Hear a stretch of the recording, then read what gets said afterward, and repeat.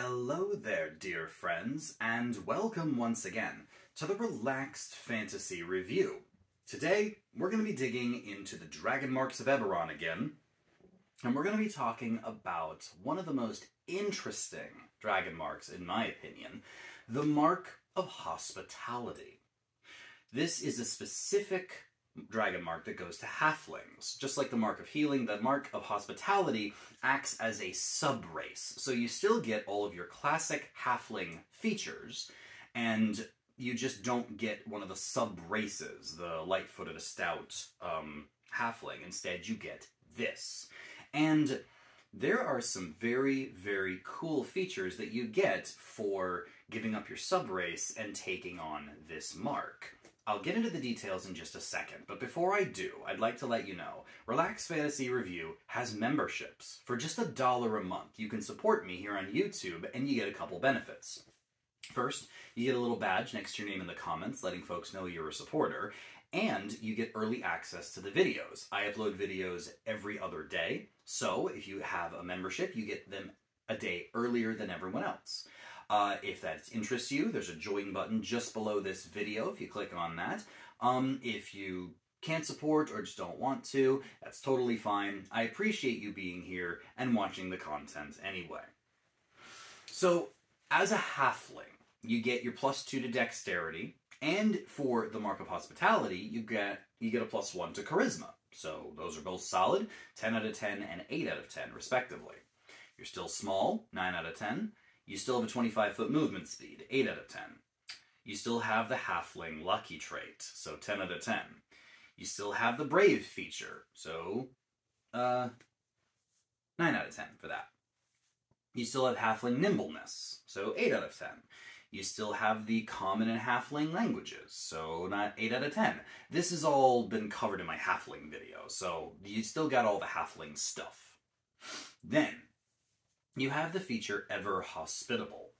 You can add an extra D4 to any skill checks you do that involve Persuasion, which is a solid skill to have, and with cook's utensils or brewer's supplies. So a couple artisan's tools. And I think that this is important because this really is thematic, and cook's utensils and brewer's supplies have a lot of secondary benefits to them, not just cooking and making alcohol. There's more to it than that.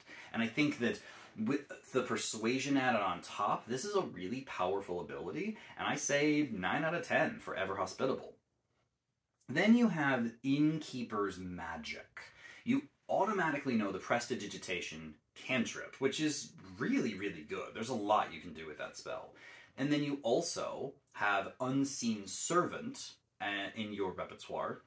And I think that there is a really, it does go along with the Innkeeper Hospitality vibe, but the Innkeeper's Magic is actually good stuff to have in general.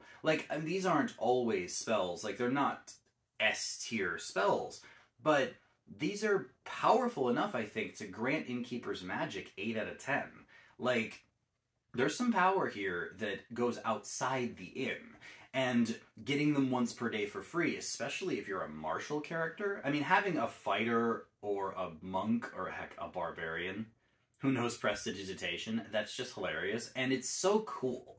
And I think that this feature deserves an 8 out of 10 because it's flavor that has some substance to it.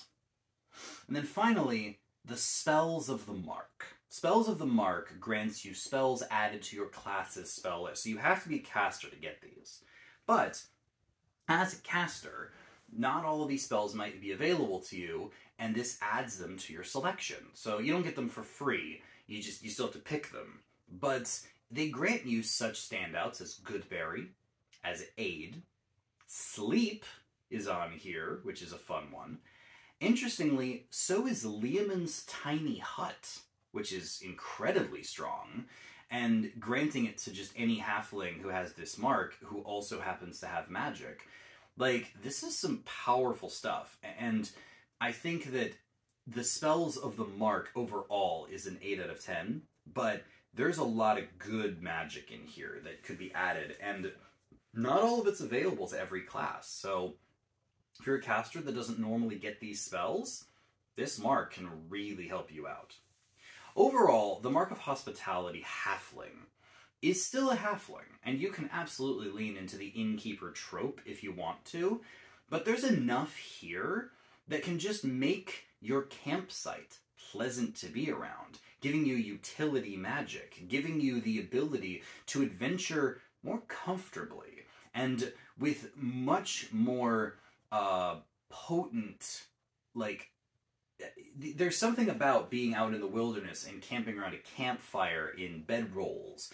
That's all fine and dandy, but when you're a Mark of Hospitality halfling, you've always got a comfy place to sleep, plenty of food, and the ability to make it taste great, and that just brightens the hearts of adventurers and gives them that extra oomph that they really need to make it through the day.